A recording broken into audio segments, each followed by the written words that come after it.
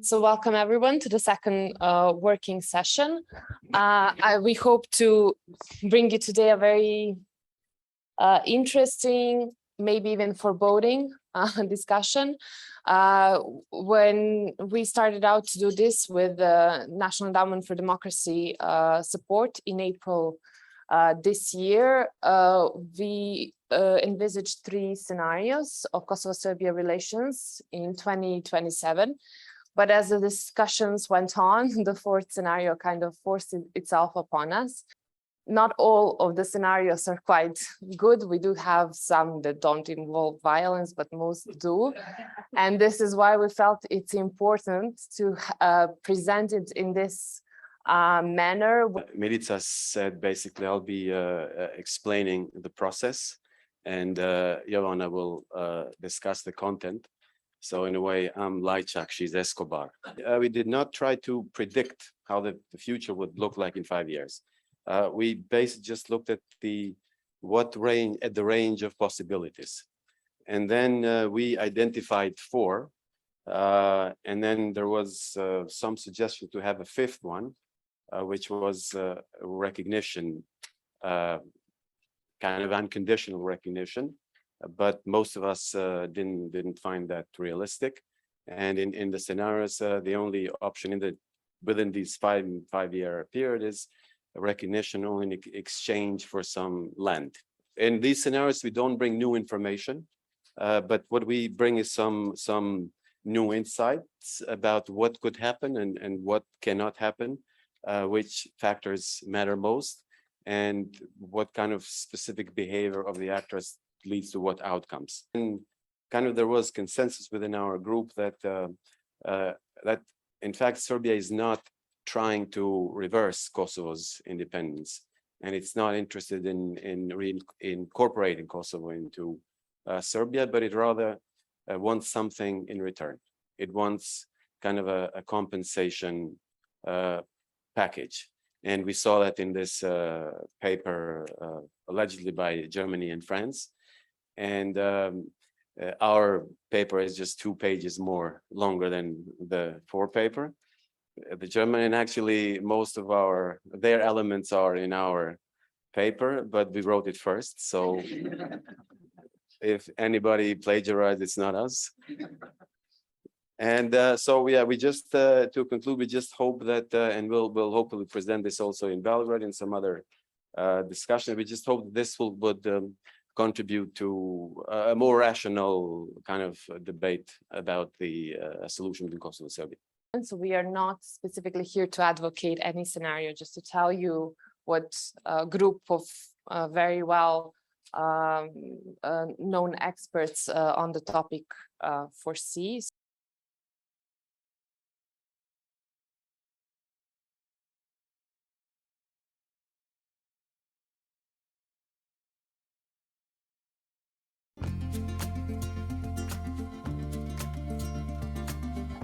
This scenario envisions an agreement that includes everything but recognition. The road to this scenario is complicated but doable. There are non-negotiable differences on both sides.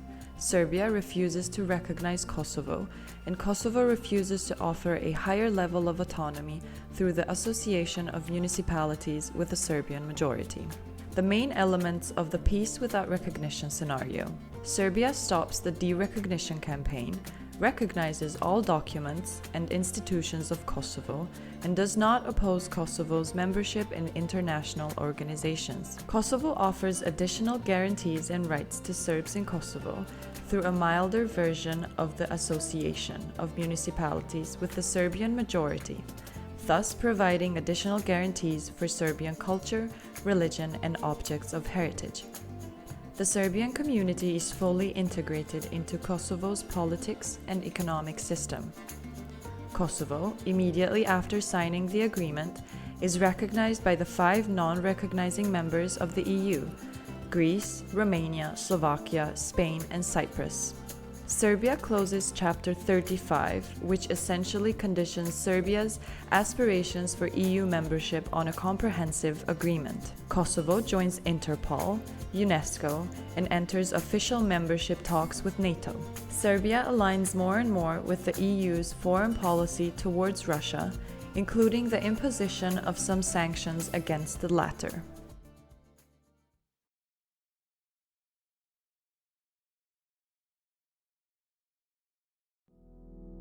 The focus of the dialogue remains narrow. In this scenario, leaders are afraid to disrupt the status quo, fearing that it could cost them political power. The EU and the US also believe that maintaining this lasting peace is the best they can do under the circumstances, and they remain preoccupied with Russia's tough security policy. So the entire Western Balkans occupy a second place in the US and EU foreign policy. The dialogue aims to maintain stability but not to find a solution. The parties will continue to participate in the Brussels dialogue, maintaining a normal appearance, but with unimpressive results. Kosovo stagnates. There are no new recognitions, including from the 5 EU non-recognizers, and some countries may withdraw their recognitions during this period. There is very little progress in Serbia's prospects for EU membership. Serbia maintains a certain geostrategic balance between the US and the EU and between Russia and China. Relations between Serbia and Kosovo and between Albanians and Serbs in Kosovo remain tense but stable, with ethnic divisions and mistrust growing but manageable. Public frustration in Kosovo and Serbia with economic stagnation is growing, and these social unrest may appear before 2027.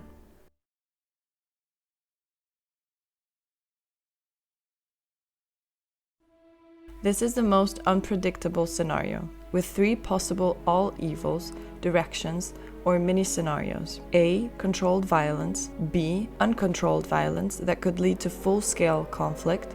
And C.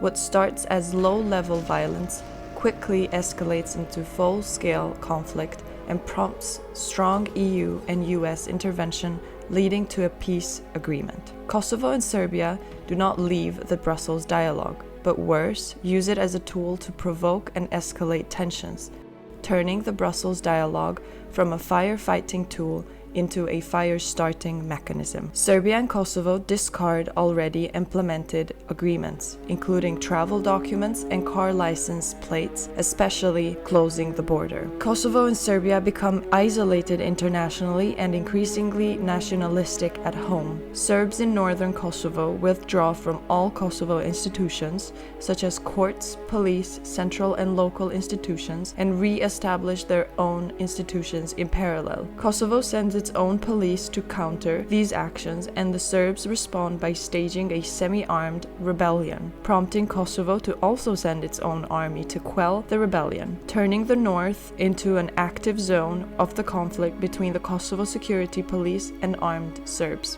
Although the stakes of an open conflict with Kosovo are very high, given the presence of NATO forces, Belgrade gives in to Serbian public pressure and sends its army north, clashing openly with Kosovo forces. All this happens so quickly that NATO troops do not have time to prevent the conflict and now hesitate to get between the two sides by shooting at each other. With uncertain and unstable prospects, Kosovo and Serbia weaken economically and politically. The food and energy crisis worsens, inflation increases, economic growth stagnates. All these lead to great social unrest in Kosovo and Serbia. Young and educated people leave the country in large numbers. Social unrest threatens the power of President Vučić of Serbia and Prime Minister Kurti of Kosovo. With uncertain and unstable prospects, Kosovo and Serbia become economically weaker and politically unstable.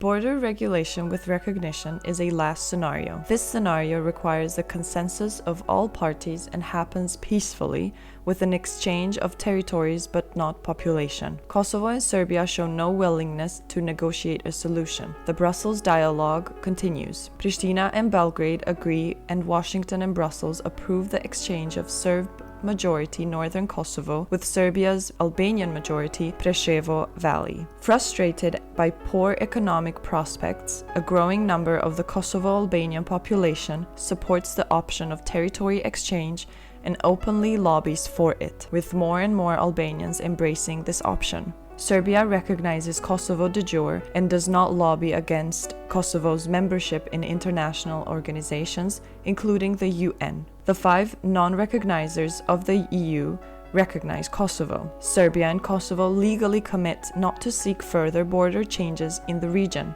Kosovo gives up its ambition to join Albania, while Serbia gives up its ambition to take the Republika Srpska into Serbia. Kosovo's constitutional modifications include reducing the number of seats reserved for the Serb community and eliminating the double legislative majority. This remains the only scenario according to which Serbs in Serbia agree to officially recognize Kosovo and vote in favor of the required constitutional changes.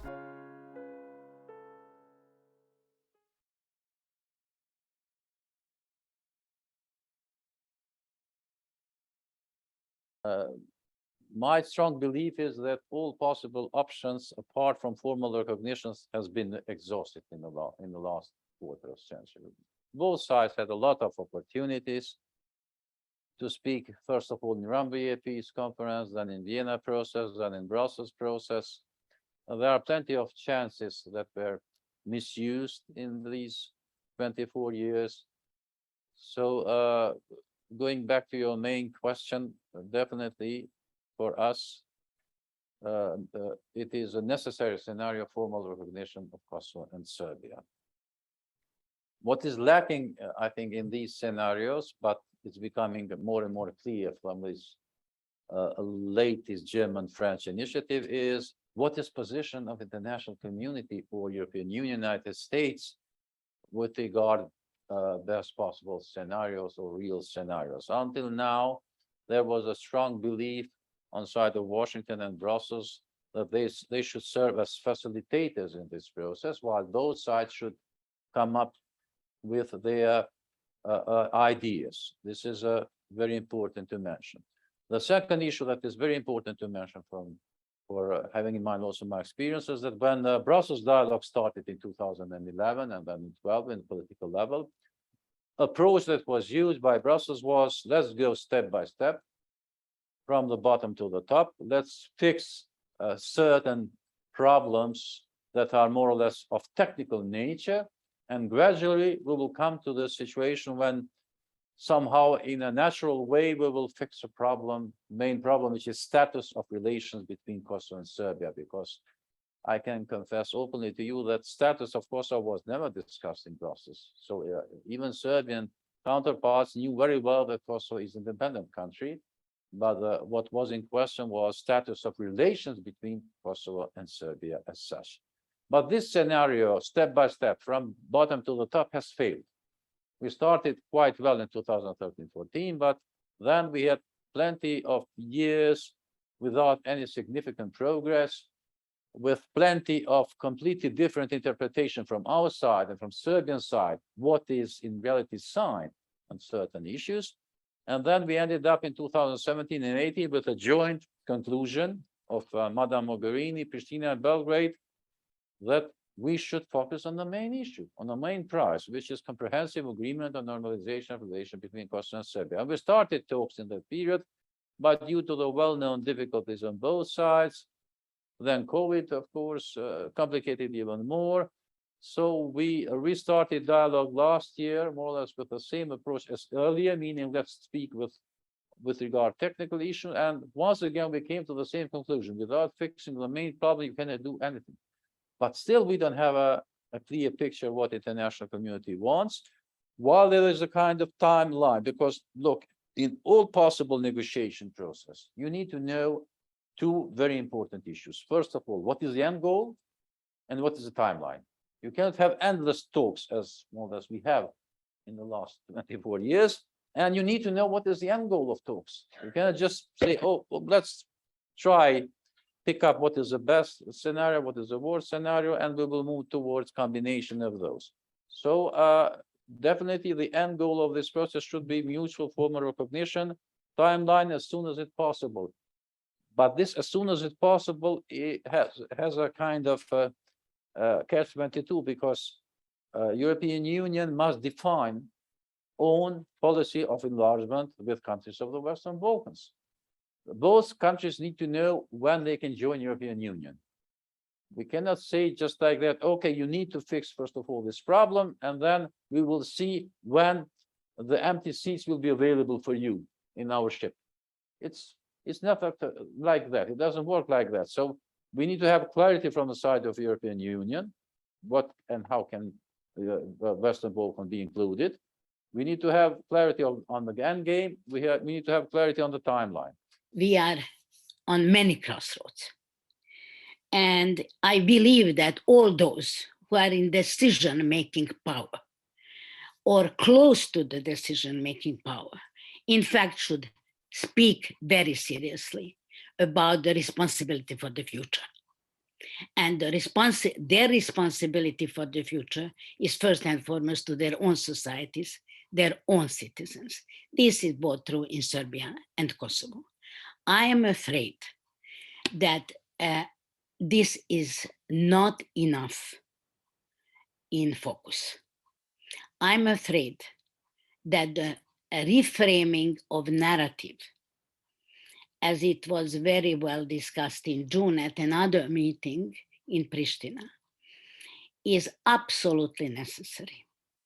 The future today looks very different than the future looked before February 24th, including the future of the European Union and its perspective of enlargement.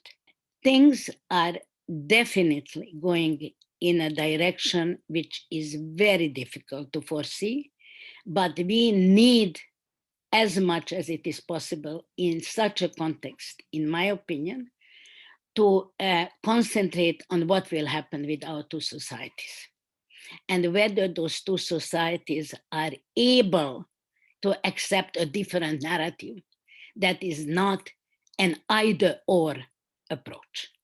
And this is why I think that your exercise is a very valuable one. I fully understand Mr. Shala's approach.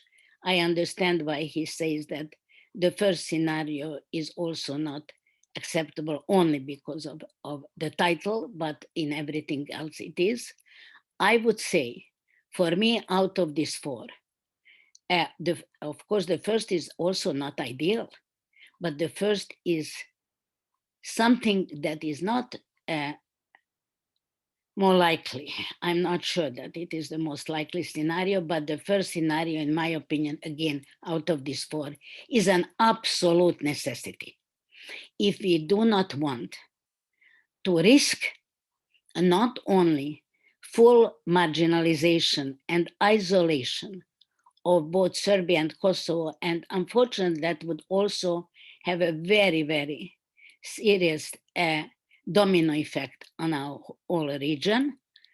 But I'm afraid if we would risk, especially the third scenario that you presented, the enchanted voters, I'm afraid that we would in fact be ready to follow the path that has been already fixed in many other parts of the world, including the path of Israel and Palestine. If we continue to reject a path toward, yes, a positive endgame that will be built on necessary compromise and win-win and not win-lose or lose-lose perspective. So in my opinion, this is the most important to avoid. We must avoid a situation where hatred, in fact, is fueling the entire process. It is necessary, and I fully agree with Mr. Shala, to have a clear and trustful timeline of European Union membership, but this is necessary for all of us. Without that timeline, without that real perspective, I don't think that the number one scenario is at all possible to achieve. And by the way, this probably non-paper, it does not really look as a full-fledged paper, but this new old approach of Germany and France, or Chancellor Scholz and President Macron, yes, is very likely, very alike your first scenario, looking somewhat later. So obviously, this is somehow the reflection of the atmosphere that is right now at the table.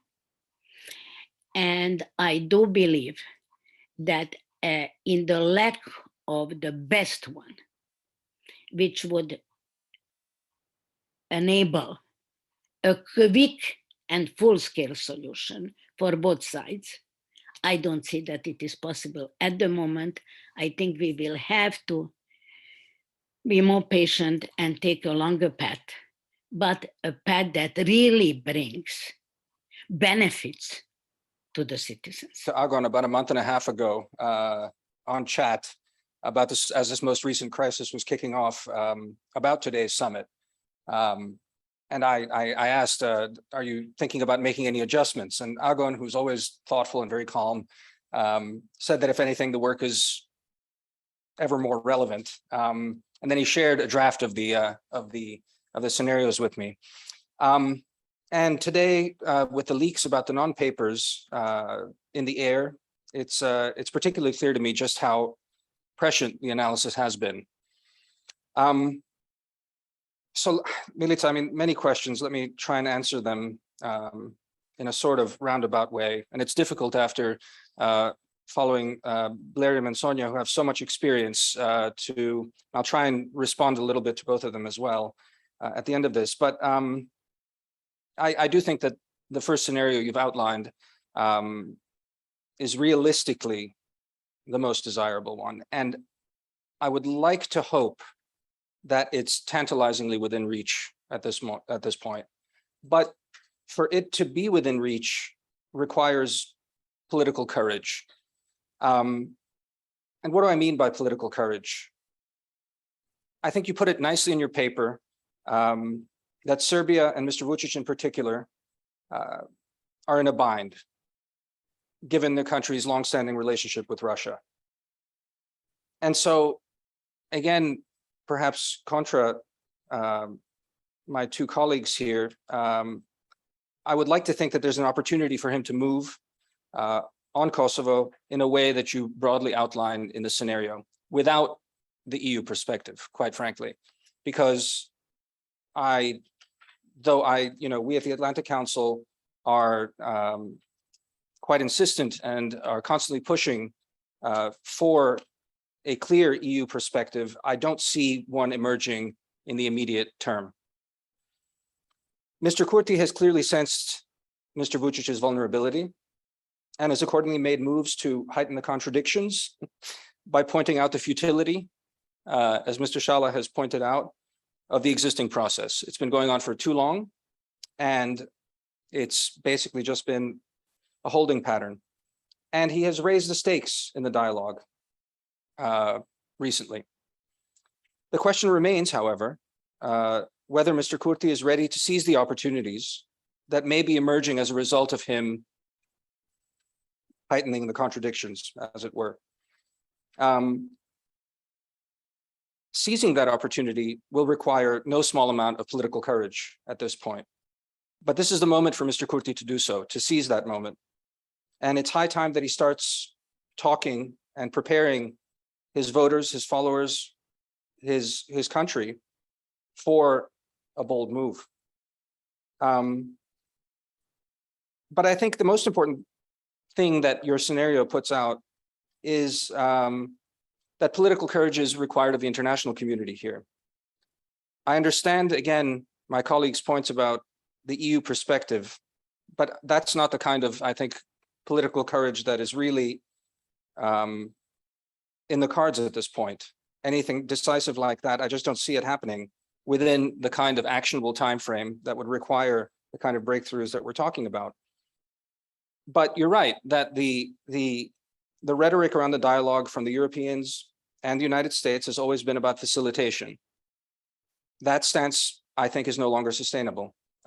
It's time for Europe, as well as American partners, to take real ownership of the process, mediating, proposing solutions, cajoling both sides, pressuring, and then actively providing guarantees for outcomes, really taking more of a stake in all of it.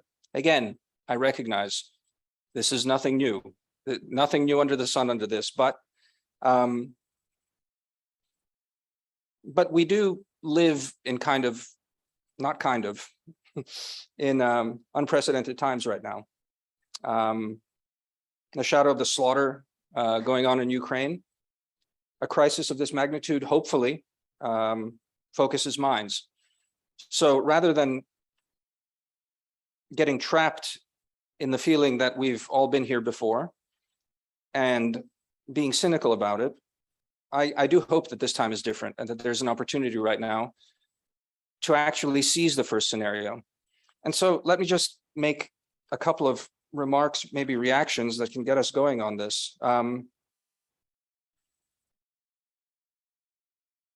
I take your point that obviously, there's no ultimate alternative, especially, given where this is all heading, to know where this is all heading, and that full recognition needs to be there. But I just want to point out that if the West, the Europeans in particular, France and Germany specifically, can in some way vouch for, guarantee, and bring the non-recognizers on board, that would be huge. That would be an important win. And while it's important to not lose sight of where this is all going, we also shouldn't minimize that possibility and what that would mean for Kosovo, what that would mean for next steps for the next 5 years, for the next 2 years, if that were to happen. Now, that's a huge question, whether that can be guaranteed, whether these non-papers, these discussions, the French and the Germans have just floated this as a test balloon and now the work is going on. It's a question to me what Mr. Kurti and his team are doing in talking to the non-recognizers at this point, if they're pushing for it. But it seems to me that a lot hangs on this, a kind of unblocking within the European community on Kosovo's status in exchange for an all but recognition from Serbia, with the ASM to a certain extent being implemented, seems like a good deal. Who can guarantee to us that in Kosovo and Serbia we will not have new governments in charge, which will definitely say we don't respect and recognize previous agreements between Kosovo and Serbia? Serbia has not recognized formally Kosovo, so why we should accept that? So I'm speaking that societies are changing, not in the best possible way in Serbia and Kosovo. We have less and less real political will here and in Serbia in general, not only in the political elite, to have solution because of ongoing tensions, problems, use or misuse of the Brussels process. So I'm very much in favor of having clear cut for sake of avoiding this developments later on. So I guess that both sides have enough courage, enough real power in order to move towards that solution. To not think so mechanistically about this, and to not think of what is the worst that can happen, but to really just look at where are the bridges that can be built and what are the levers that sweeteners and levers and blandishments that the international community can provide. Now, again, this doesn't mean, I want to go back to my opening remarks, this is not about facilitating dialogue. That is a dead end. One could even more harshly say that it was always seen as a means of just, well, we're not going to deal with this. Let them deal with it. We just provide a forum for it. I think that's changed. I hope that's changed. And the opportunity here now is for more active engagement and more active diplomacy to get us there.